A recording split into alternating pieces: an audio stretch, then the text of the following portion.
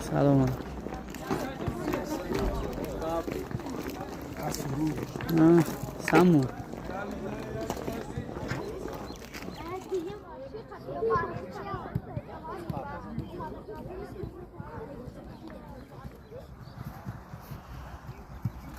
الان برای بچه میزنیم بعد تمام بشه تمام